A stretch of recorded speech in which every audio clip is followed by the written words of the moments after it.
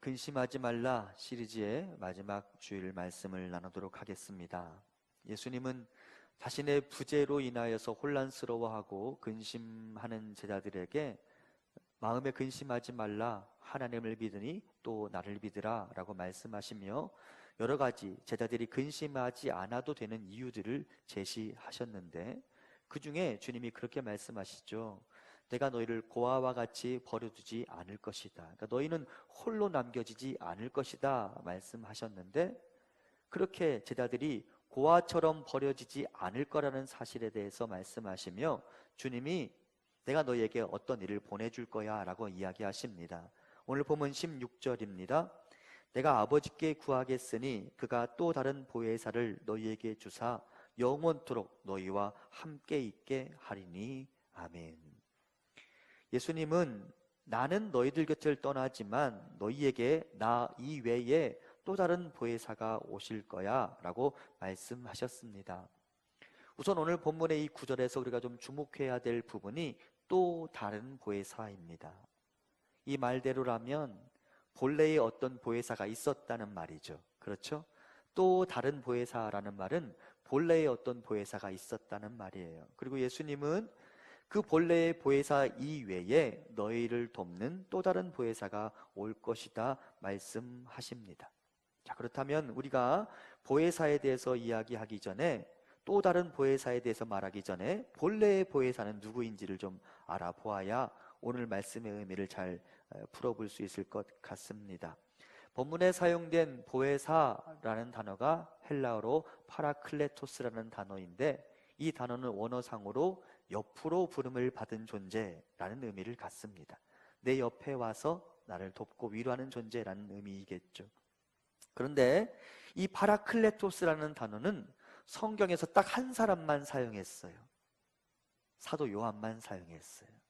그래서 파라클레토스, 보혜사라는 말은 요한복음에만 등장하는데요, 사도 요한이 요한복음 이외에 다른 곳에서 파라클레토스라는 단어를 한번 사용한 적이 있어요.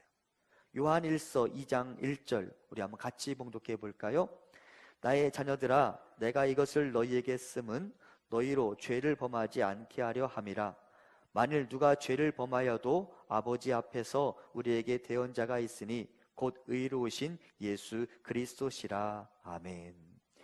요한일서 2장 1절에 사도 요한이 파라클레토스라는 단어를 한 번 더 사용했는데, 바로 오늘 요한일서 2장 1절에 등장하는 대언자라는 단어가 바로 그 단어입니다. 그러니까 사도 요한에 따르면 주님이 지금 또 다른 보혜사를 약속하고 계시는데, 그 또 다른 보혜사 이전에 본래의 보혜사가 있었는데 그분은 누구라고 말하는 거예요? 예수님이다 라고 말하는 거예요. 그러니까 지금 예수님이 제자들에게 그렇게 말씀하시는 것이죠.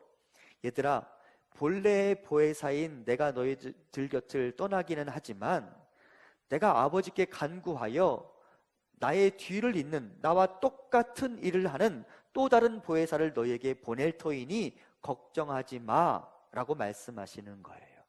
이해되시죠? 그래서 지금 이 본문의 맥락 속에 등장하는 본래의 보혜사와 본래의 보혜사를 닮은 똑같은 또 다른 보혜사에 대한 개념은 성경에서 모세의 뒤를 잇는 여호수아, 엘리야의 뒤를 잇는 엘리사의 개념에서 발견할 수 있어요. 이스라엘 백성들이 모세가 세상을 떠난 것으로 인해 근심했어요. 우리가 이제 홀로 남겨지게 되었다. 그때 하나님께서 모세의 뒤를 잇는 여호수아를 보내시면서 여호수아서 1장에 어떻게 말씀하는지 아세요? 두려워하지 마라고 말씀하세요. 내가 모세와 똑같은 너희를 돕는 자를 세웠으니 두려워하지 마라고 말씀하세요. 이스라엘 백성들에게 엘리야는 선지자 중에 선지자였어요. 그런데 그 엘리야가 회오리 바람을 타고 하늘 위로 승천해 버렸어요. 사람들이 엘리야를 놓치기 싫어서 엘리야가 살아서 올라갔으니까 땅 어딘가에 떨어지지 않았겠느냐라고 말하며 엘리야를 찾아 나서기 시작했어요. 그만큼 엘리야를 놓치고 싶지 않았거든요. 그런데 하나님께서 그 엘리야의 뒤를 잇는 또 다른 선지자 엘리사를 보내셨죠. 그러면서 너희는 이제 이 엘리사의 말을 들으라. 그러면 너희가 안심할 수 있을 것이다 말씀하셨죠. 이렇게 모세의 뒤를 잇는 여호수아처럼 엘리야의 뒤를 잇는 엘리사처럼 예수님의 뒤를 잇는 또 다른 보혜사, 그가 너희에게 올 것이니 너희는 두려워하지 않아도 된다라고 주님이 오늘 본문에서 말씀하시는 거예요.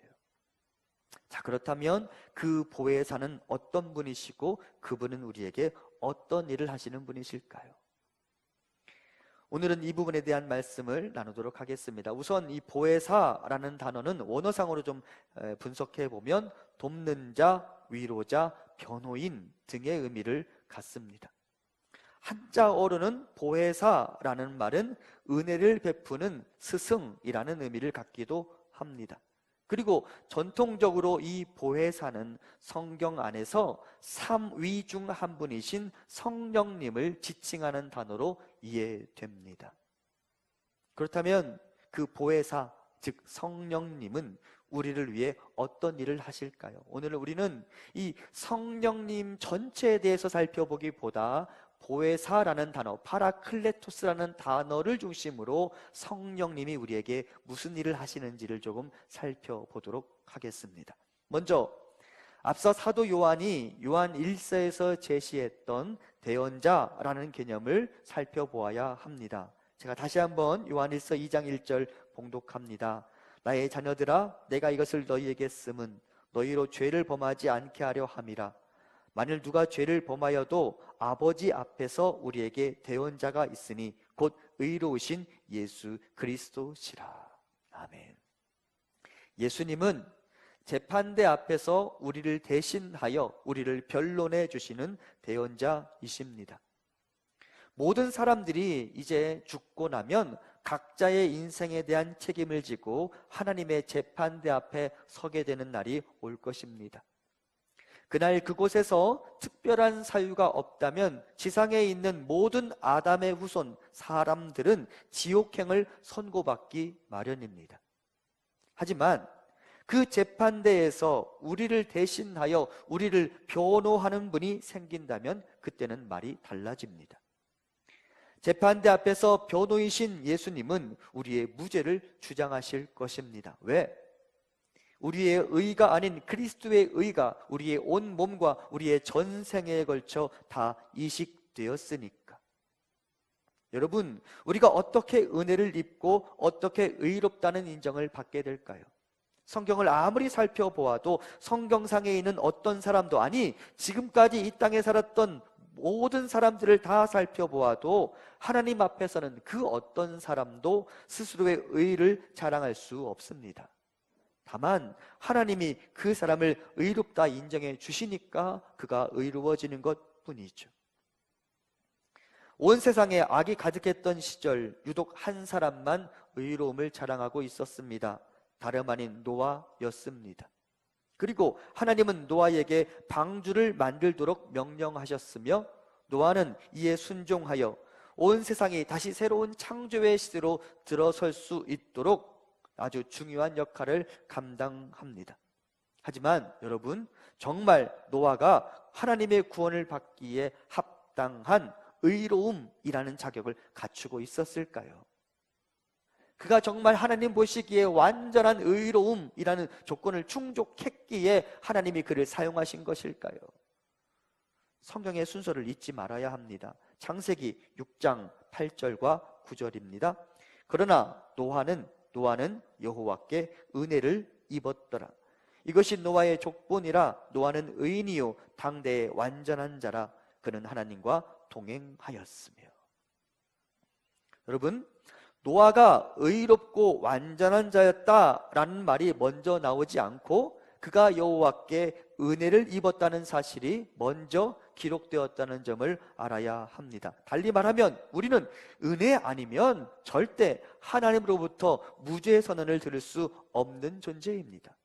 하나님의 은혜가 아니면 우리는 절대 의롭다는 인정을 받을 수 없는 존재들입니다. 그러면 그 은혜와 더불어 하나님이 우리를 의롭다 하신다고 말씀하시는데 그 의로움, 그것은 어디서부터 올까요? 다시 말씀드리지만 내 안에서 나오는 게 아니에요. 그 의로움은 어디서부터 오느냐? 예수 그리스도의 십자가로부터 오는 거예요. 예수님은 그날 재판대 앞에서 우리의 변호인이 되셔서 이렇게 말씀하실 것입니다. 혹시 신과 함께 영화 보셨어요? 송 집사님 보셨어요? 안 보셨어요? 가까운 데 사시는데 영화관 근처에서 영화 좀 보시지. 그 신과 함께 보면 차태현이라는 사람이 죽어서 이제 옥황상제한테 재판을 받는 장면이 나와요. 거기 신과 함께 차태현의 배역 이름이 김자홍이에요. 김자홍. 예를 들면 김자홍이 죽어서 저 위에 올라갔다고 칩시다. 그러면 그가 지상에서 예수님을 믿었다면 예수님이 그의 변호인이 되셔서 그때부터 이렇게 말씀하실 거예요. 하나님, 김자홍은 제가 졌던 그 십자가 사건을 자신을 위한 구원의 사건으로 받아들이고 저를 구원자로 인정하는 사람이었습니다. 그러므로 저 김자홍이 어떤 삶을 살아왔든지 그의 삶의 흔적과 무관하게 그는 그 믿음만으로도 의인이라 인정받기에 부족함이 없을 것입니다. 그에게 천국행을 선고하여 주시옵소서. 예수님이 우리를 대신하여 그렇게 변호하실 거예요. 그리고 그 변호로 우리는 의롭다 인정을 받게 되는 거예요.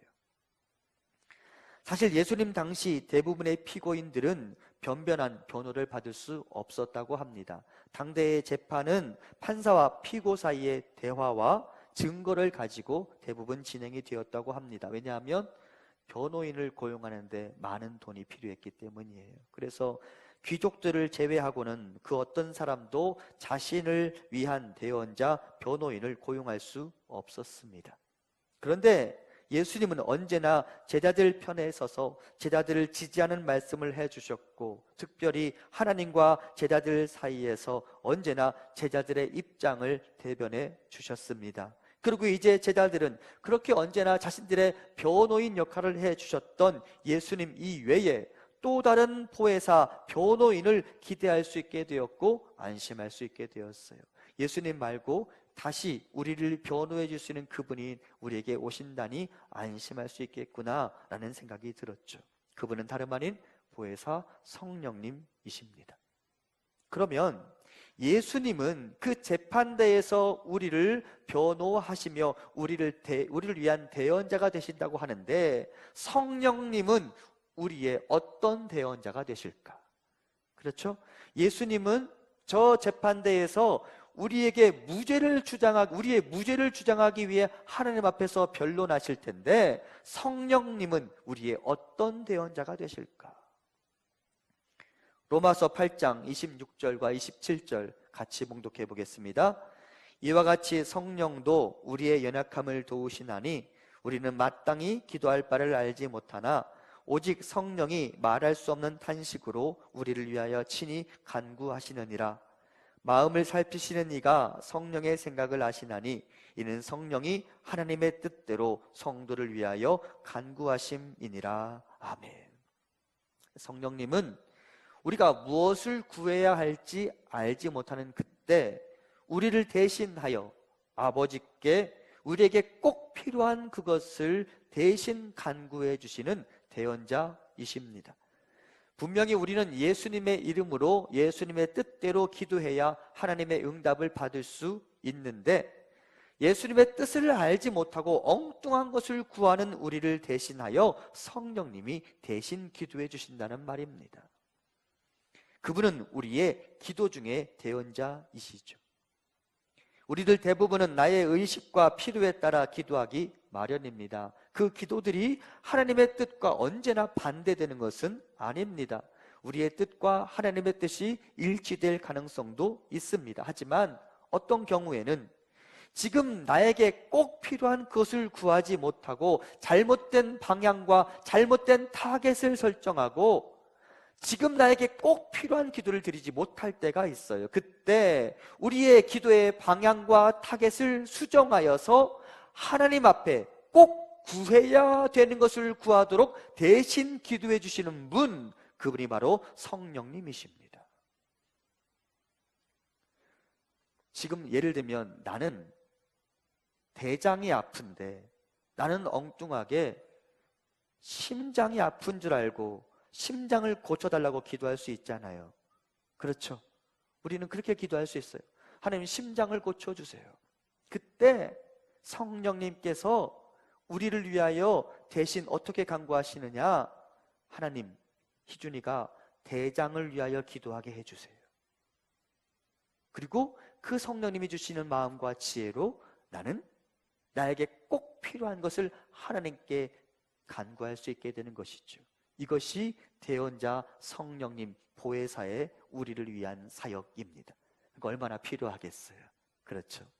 내가 나를 잘 알지 못하는 그때 나보다 나를 더 잘 아시는 보혜사 성령님께서 나에게 꼭 필요한 것을 구하도록 도우시니 그분이 얼마나 필요한 분이시겠어요.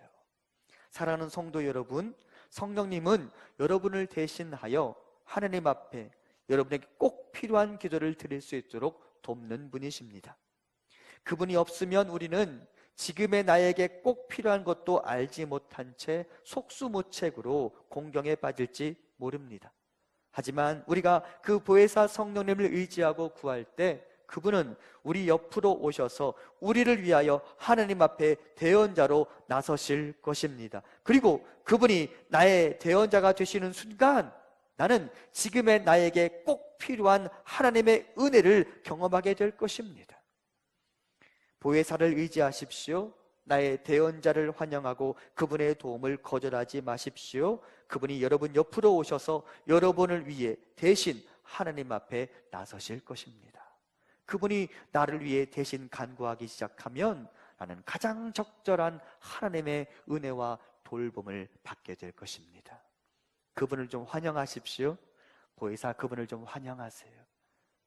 보혜사 성령님, 나에게 오셔서 나를 위해 내가 꼭 필요한 것을 구할 수 있도록 나의 대언자가 되어 주시옵소서. 그것이 우리의 기도가 되기를 소망합니다. 두 번째, 우리의 보혜사가 되시는 예수님은 우리의 위로자이셨습니다. 헬라어로 보혜사가 파라클레토스인데 이와 똑같은 어근의 단어 파라클레시스라는 단어가 있고 이 단어는 위로라는 의미를 갖습니다. 그리고 이 위로는 언제나 성령님과 함께 등장합니다. 사도행전 9장 31절입니다.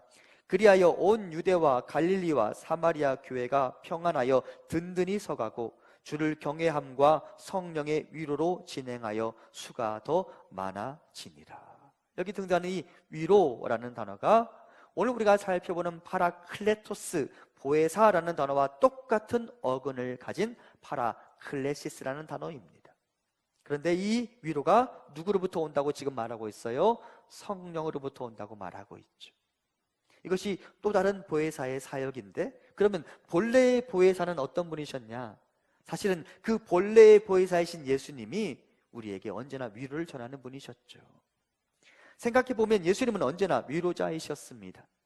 예수님이 주로 사역하셨던 무대인 갈릴리를 조금 들여다보시죠. 제가 요즘 이 갈릴리를 좀 묵상하고 있는데 그 갈릴리는 온통 가난한 사람들, 외로운 사람들, 죄인이라고 불리는 세상에 소위 요즘 아이들이 말하는 루저들이 사는 곳이었습니다. 그런데 예수님은 생애 마지막 일주일을 제외하고는 그분의 생애 거의 대부분을 다 갈릴리에서 보내셨어요. 그러면서 그 갈릴리의 가난한 사람들, 실패자로 낙인 찍힌 사람들과 함께 머무셨습니다. 그곳에서 주님이 만났던 사람들을 생각해 보십시오. 그곳에서 주님이 만났던 사람의 대표적인 사람 베드로예요. 베드로. 주님이 베드로와 어떻게 만나셨어요? 베드로가 밤새도록 수고하였지만 텅 빈 그물로 회항을 해서 항구에서 그물을 수선하고 있었어요. 베드로가 물고기를 조금이라도 잡아야 오늘 하루 내가 생계를 유지할 텐데 아무것도 잡지 못했다고 말하면 낙심하고 있었을 거예요. 그때 그렇게 아무것도 갖지 못한 채 속상해하고 있는 베드로를 찾아가셨어요, 주님이. 그리고 그의 그물을 다시 채워주셨죠. 그렇죠? 그 갈릴리에서 또 주님이 누구를 만나셨어요? 누가복음을 보면 주님이 그 갈릴리에서 한센병자, 문둥병자를 만났어요. 여러분, 문둥병자가 갖는 아픔 중에 가장 큰 아픔이 뭐냐면 사람들로부터 분리되는 거예요. 문둥병에 걸리면 성 밖으로 나가야 되는 거예요. 사람들과 같이 있을 수가 없어요. 그런데 예수님께서 그 문둥병 걸린 사람 한센병 환자에게 찾아가셔서 그를 위로하시며 그를 만져주셨어요. 여러분, 한센병에 걸리는 순간 어떤 사람과도 접촉이 불가능해지는데 주님이 그 한센병 환자에게 찾아가셔서 그를 만져주셨어요. 누가복음 5장 13절입니다. 예수께서 손을 내밀어 그에게 대시며 이르시되 내가 원하니 깨끗함을 받으라 하신대 나병이 곧 떠나니라. 이게 얼마나 위로가 되었겠어요. 언제나 예수님은 위로자였어요. 예수님의 손은 위로의 손이었고 치료의 손이었습니다. 그리고 그 손으로 이제는 갈리 가버나움의 세관에서 일하던 마태를 찾아가셨습니다. 마태는 모든 사람들로부터 소외받는 사람이었습니다. 어느 누구도 마태와 말을 섞어주지 않았습니다. 마태가 세상과 소통할 수 있는 유일한 장소는 그 어둡고 캄캄한 세관뿐이었습니다. 그것도 투명하고도 사무적인 말만 오가는 바로 그런 장소였죠. 마태가 세리로 일하는 순간부터 마태가 누군가와 도시락을 까먹는 즐거움을 알았을까요? 마태가 세리로 일하는 순간부터 마태가 점심 이후에 사람들과 종이컵을 가지고 컵차기하는 즐거움을 알았을까요? 마태는 그런 것을 경험해 본 적이 없어요. 마태는 늘 외로웠어요. 그런데 그렇게 외톨이인 마태에게 예수님이 찾아오셨습니다. 언젠가 여러분과 함께 나누었던 그림을 하나 좀 보려고 합니다. 카르바지오라는 사람이 그린 성 마태를 부르심입니다. 그림을 가만히 보면 예수님이 한 사람을 향하여 손가락을 내미시며 나를 따르라 말씀하세요. 그러자 그 사람이 그렇게 반응하죠. 나요? 왜? 마태가 세리가 되는 순간부터 어떤 유대인도 자신에게 먼저 말을 건네본 적이 없어요. 그런데 예수님 그 유명한 랍비가 오셔서 자기에게 손을 내밀며 나를 따르라 말씀하시니까 나요? 라고 되묻는 거예요. 상상할 수 없었던 일이 일어난 거예요. 여러분, 그 다음에 또 어떤 일이 일어난지 아십니까? 마태가 이 예수님을 따라 나서기 시작하자 예수님이 마태와 함께 식사를 하세요. 이 마태라는 사람, 이것은 헬라식 이름인데 원래 그의 부모가 마태 이름을 지어주었을 때 마태의 유대식 이름은 레위였어요. 레위. 야곱의 아들 레위, 그죠? 이 레위의 이름의 뜻이 뭔지 아세요? 연합이에요. 연합. 누군가와 함께 하는 것. 그런데 마태는 세리가 되는 순간부터 누군가와 연합해 본 적이 없어요. 누군가와 밥을 먹어본 적이 없어요. 가족 이외의 모든 사람들은 마태를 왕따시켰거든요. 그런데 주님이 그를 부르셨어요. 그리고 그와 함께 식사하시죠. 누가복음 5장 29절입니다. 레위가 예수를 위하여 자기 집에서 큰 잔치를 하니 세리와 다른 사람이 많이 함께 앉아 있는지라. 예수님이 마태를 찾아가시자 그동안 마태에게 없었던 한 단어가 생겨나기 시작했어요. 함께라는 단어. 그리고 마태는 위로를 받을 수 있었습니다. 이것이 예수님이 갈릴리 사람들에게 전해주신 위로입니다. 예수님은 그렇게 그 주변의 사람들에게 위로자, 보혜사가 되어 주셨습니다. 그런데 여러분, 예수님이 주시는 그 위로와 평안에는 언제나 성령님이 함께 하셨어요. 요한복음 20장 19절과 22절 같이 봉독합니다. 이날 곧 안식 후 첫날 저녁 때에 제자들이 유대인들을 두려워하여 모인 곳에 문들을 닫았더니 예수께서 오사 가운데 서서 이르시되 너희에게 평강이 있을지어다. 이 말씀을 하시고 그들을 향하사 숨을 내쉬며 이르시되 성령을 받으라. 아멘. 예수님이 유대인 로마 군인들에게 잡혀서 십자가에 달려 돌아가신 다음에 제자들이 그 유대인들이 두렵고 로마 관료들이 두려워서 방문을 걸어 잠그고 그 안에 숨어 지냈어요. 그때 예수님께서 그 안으로 들어오시면서 제자들에게 첫 번째 던지신 말씀이 뭐냐? 평강이 있을지어다. 얘들아, 두려워하지 마, 걱정하지 마. 그런 다음에 주님이 어떻게 하셨어요? 그들을 향하사 숨을 내쉬며 이르시되 성령을 받으라. 큰 숨을 들이마신 다음에 후 하고 자신의 입으로 바람을 부신 다음에 제자들에게 말씀하셨어요. 성령을 받으라. 왜냐? 그 성령님이야말로 언제나 평강의 영, 위로의 영, 애통과 긍휼의 영이시며 사람들의 모든 위로와 평화의 기초이시기 때문이죠. 사도 바울은 이렇게 선포합니다. 로마서 8장 6절에 보면 영의 생각은 생명과 평안이라고. 우리 머릿속으로 우리가 짜내는 생각에는 근심이 가득하지만 아버지 하나님이 주시는 영은 언제나 우리에게 생명과 평안입니다. 바로 이 영의 생각 때문에 바울은 감옥 안에서도 밖에서도 매를 맞아도 폭풍 위에 배가 휩쓸려 전복되었다 할지라도 그는 언제나 평안할 수 있었습니다. 왜? 성령님이 그의 마음을 주관하셨기 때문이죠. 성령이 그 사람의 마음을 지배하게 되면 그는 모든 근심과 걱정을 초월하게 되어 있습니다. 왜 그럴까요? 성령은 우리의 시선을 아버지에게 고정시켜주는 분이시기 때문입니다. 여러분, 우리의 시선이 우리의 문제가 아닌 아버지를 향할 때 우리는 평안할 수 있습니다. 제가 자주 말씀드리지만 여러분, 유대의 초대 임금 사울과 그 당시 목동이었던 다윗이 동일한 문제인 골리앗을 상대했던 장면을 기억하셔야 합니다. 골리앗이 키가 3m가 이르는 거인이었어요. 사울이 그 골리앗을 보며, 젊은 애들 말로 표현하면 좀 쫄 수 있겠죠. 그죠? 3m에 이르는 거인을 앞에 두고 어느 누가 안 쫄아요. 그렇지 않겠습니까? 네.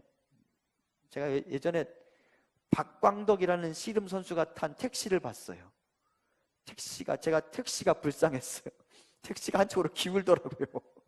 택시가 한쪽으로 기울어요, 정말로. 제가 대학 다닐 때 서장훈이 버스에 타고 있는 걸 봤어요.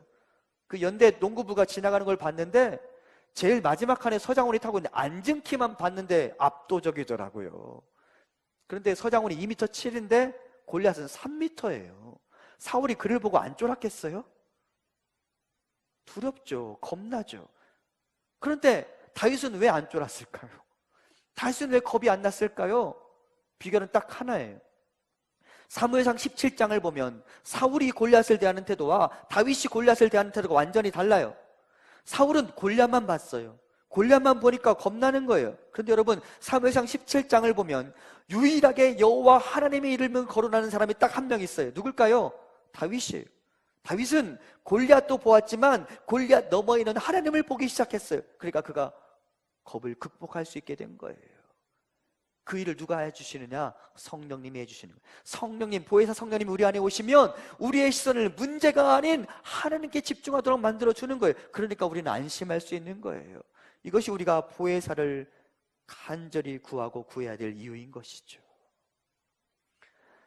제 일주일에 이렇게 주중 삶을 이렇게 좀 정리해보면 전 요일별로 제가 하는 일이 좀 다른데, 제가 목요일이 되면 목요일 날은 다른 일 안 하고 하루 종일 주일 말씀만 준비해요. 말씀에 대한 자료를 모으고 말씀을 읽고 또 읽고 말씀에 대해서 묵상하는 날이 목요일이에요. 그날 원고를 쓰지는 않는데 일부러 그날은 원고도 안 써요. 그리고 목요일 날 그냥 하루 종일 말씀만 생각해요. 주일날 말씀만. 근데 이번 주 목요일에도 이렇게 오늘 본문을 묵상하고 있는데 이상하게 집중이 잘 안 됐어요. 그래서 교회 옆에 있는 공영주차장에 나가서 잠깐 걸었어요. 거기 가면 뭐가 좋냐면 햇빛을 볼 수 있어요. 제 목양실에서는 제가 해를 볼 수 없는데 거기 가면 해를 볼 수 있어요. 그래서 제가 가끔 좀 생각을 정리해야 될 때가 되면 거기 가서 해를 보기 시작해요. 해가 저한테는 힐링의 하나의 요인이에요. 그날 제가 이제 해를 좀 보고자 그 마당을 거니는데 이상하게 그날따라 구름이 많았어요. 그래서 구름이 해를 가리게 되었고 제가 좀 구름이 빨리 사라졌으면 좋겠다라는 생각으로 좀 더 머물러 있었어요. 그리고 바람이 불기 시작하더니 바람이 구름을 내쫓아 버렸고 제가 다시 해를 볼 수 있었어요. 그리고 제가 거기서 좀 더 힐링을 하고 싶었지만 바로 목양실로 들어와 버렸어요. 왜냐? 그때 깨달은 게 있었기 때문이에요. 여러분, 우리 인생이 해만 비치는 일상이었으면 좋겠지만 우리의 매일매일의 삶이 해만 바라보는 날들이었으면 좋겠지만 우리 인생에 예기치 않은 먹구름들이 찾아옵니다. 그렇죠? 그러면 그 예기치 않은 먹구름들을 어떻게 하면 쫓아낼 수 있을까? 비결은 바람이더라고요. 바람이 부니까 구름이 떠나더라고요. 그런데 여러분, 성경에서 특히 구약 성경에서 바람이라는 단어가 루아흐라는 단어인데요, 이 루아흐라는 단어가 구약 성경에서 또 다른 용어로 사용되는데 그것은 바로 성령입니다. 제가 그날 알게 되었어요. 하늘 하나님이 저 하늘에서 우리 인생의 먹구름들을 바라보시며 후 하고 바람을 부시면 우리 인생의 구름이 떠나가고 찬란한 해가 우리를 비추기 시작할 거라고. 그 성령 하나님이 저곳에서 바람을 불기 시작하면 그 루아흐가 우리 인생을 찾아오게 되면 우리 인생의 먹구름이 사라지게 될 거라고, 그리고 우리는 평안할 수 있게 될 거라고. 에스겔 37장을 보면 하나님께서 에스겔을 데리고 마른 뼈가 가득한 일종의 공동묘지로 찾아가요. 그러면서 에스겔에게 말하죠. 에스겔아, 이 뼈들이 살겠느냐? 에스겔이 말하죠. 하나님이면 하실 수 있어요. 그때 하나님이 에스겔에게 말하죠. 에스겔아, 이 뼈들을 향하여 생기를 명하라. 그러면 이 뼈들이 살아나리라. 그리고 실제 에스겔이 그 뼈들을 향하여 하나님의 생기가 임하도록 명하고 그들이 살아있는 군대가 되었어요. 거기에 등장하는 생기라는 단어가 바로 루아흐, 성령, 바람을 의미합니다. 하나님의 바람, 그 성령, 그분이 우리 인생 가운데 찾아오시면 우리 인생의 마른 뼈와 같이, 고통만 남아있는 마른 뼈와 같은 우리 인생이 생기 있는 군대가 될 거라고 하나님이 말씀하시니 우리가 그분을 초대하지 않을 이유가 어디 있겠습니까? 이스라엘 백성들이 애굽을 탈출해서 도망가고 있을 때, 애굽의 군대가 막 쫓아오고 있을 때 빨리 그 애굽의 군대를 따돌리려 했는데 앞에 뭐가 나타났어요? 홍해바다가 나타났어요. 군대는 쫓아오고 있는데 홍해바다가 나타나니까 이스라엘 백성들이 곤란한 지경에 처했죠. 그때 하나님께서 그 홍해바다를 가르시고 바다 가운데 길을 내시죠. 뭐가 불어왔어요? 바람이 불어왔어요. 하나님이 우리 인생에 향하여 바람을 불어내시면 우리 인생의 바다가 갈라지는 거예요. 하나님이 우리 인생을 향하여 바람을 부시면 우리 인생의 먹구름이 사라지는 거예요. 즉 우리 인생의 보혜사 성령님, 그분이 찾아오시면 우리 마음의 모든 근심과 걱정은 떠나가고 우리 마음 가운데 평안이 찾아오는 거예요. 우리 마음의 위로가 찾아오는 거예요. 이것이 우리가 보혜사를 열심히 찾고 간구하고 그분이 우리 인생 가운데 찾아오시도록 기도해야 되는 이유인 것이죠. 그러면 우리를 대신하여 오시는 그 보혜사를 어디에서 만날 수 있을까요? 우선 기억할 것은 여호와 하나님이 계시지 않은 것이 없는 것처럼 보혜사 성령님을 만나지 못할 사람도 없다라는 사실을 알아야 합니다. 모든 이들이 그 보혜사를 만날 수 있어요. 하지만 하나님이 어디에나 계시지만 모든 사람들이 그분의 은혜를 누리지는 못하는 것처럼 보혜사 성령님은 모든 사람들을 도울 준비가 되어 있지만 모든 사람들이 그 도움을 받을 수는 없습니다. 그러면 어떤 사람이 그분의 도움을 받을 수 있을까? 성경을 가만히 보면 이 보혜사 성령님은 언제나 기도와 함께 등장합니다. 다음에 말씀들 제가 다 읽지 않을 텐데 여러분 천천히 한번 보세요. 누가복음 11장은 강청하는 기도의 본문인데요, 너희가 강청하여 기도하면 결국은 아버지께서 무엇을 주겠다고 말씀하시느냐? 성령을 주겠다고 말씀하세요. 요한복음 14장, 오늘 우리가 지금 보고 있는 이 맥락 속에서도 예수님이 말씀하셨죠. 너희가 내 이름으로 기도하면 아버지께서 너희의 기도를 들으실 것이라 말씀하시는 거잖아요. 그러면서 그 기도의 결과 우리에게 주시는 것이 뭐라고 나와 있어요? 보혜사라고 나와 있어요. 사도행전 2장을 보세요. 예수님께서 부활하시면서 제자들에게 당부하셨어요. 예루살렘을 떠나지 말고 여기 머물러 있으라, 기도하라. 그리고 그들이 예수님 하늘로 승천하신 후 약 10여일간 예루살렘에 머물며 기도했어요. 그랬더니 어떻게 되었어요? 성령이 급하고 강한 바람같이 그들의 머물기는 그 온 집을 가득 채우며 그들 각 사람 머리 위에 임했다라고 말하고 있습니다. 그 보혜사 성령님은 언제나 무엇과 함께 등장했다고요? 기도와 함께 등장했어요. 기도와 함께. 우리가 그 성령님을 간절히 사모하고 보혜사 성령님 우리 인생 가운데 찾아와 주시옵소서라고 강청하여 기도하기 시작할 때 그분 우리 곁으로 찾아와 주실 것입니다. 설교 1차 원고를 작성하는 날이 저한테는 금요일인데 금요일 날 새벽에 이 보혜사 성령님에 대해서 묵상하면서 이렇게 기도했어요. 보혜사 성령님의 바람이 우리 교회의 온 성전을 가득 채우시도록, 보혜사 성령님의 바람이 예배의 자리, 기도의 자리에 나오는 모든 성도님들의 심령을 채우시도록 기도했습니다. 그리고 지금도 그 기도하는 마음으로 설교하고 있습니다. 보혜사 성령님께서 여러분 한 사람 한 사람에게 위로자로 다가오시도록, 그분의 바람이 여러분 인생의 구름을 날려버리시도록, 그분이 여러분을 대신하여 지금 당장 여러분에게 꼭 필요한 그것을 대신 간구하여 주시는 대언자가 되어 주시기를 소망합니다. 그리고 이것이 여러분 한 분 한 분의 기도가 되기를 바랍니다. 그분이 나에게 다가오시는 순간 나는 어둡고 캄캄한 세관을 나왔던 마태처럼 내 인생의 먹구름은 거치고 나는 빛의 자녀로 살아가게 될 것입니다. 카르바지오의 성 마태를 부르신 그림을 다시 한번 볼까요? 이 그림을 가만히 보면 위로자 보혜사이신 예수님께서 마태의 세관에 방문하셨을 때 한 줄기 빛이 마태를 향하고 있는 것을 볼 수 있습니다. 그리고 그의 인생의 먹구름은 사라지고 그는 인생의 역전을 경험하게 되었죠. 이것이 보혜사가 우리에게 주는 은혜입니다. 사랑하는 성도 여러분, 이제 그분을 좀 환영하십시오. 보혜사는 인격이세요. 그분은 인격을 가지고 계세요. 그래서 우리가 그분을 사랑하면 그분은 우리를 더 사랑하기 마련이고, 우리가 그분을 환영하면 그분은 더 즐거이 우리 가운데 찾아오시는 분이시죠. 이제 그 보혜사 성령님을 환영하고 그분을 모셔드리기 바랍니다. 그분이 내 마음에 오실 수 있도록 내 마음을 좀 정리하고 그분을 위한 공간을 만들어 보셨으면 좋겠습니다. 내 안에 오신 주의 영, 그 보혜사가 나를 위해 일하여 주실 것입니다. 그 보혜사가 얼마나 좋은 분인지 깨달아 알고 그 보혜사를 환영하며 열심히 그 보혜사가 나의 삶에 다가오시도록 간구하는 우리 성도님들과 우리 교회가 되기를 간절히 소망합니다.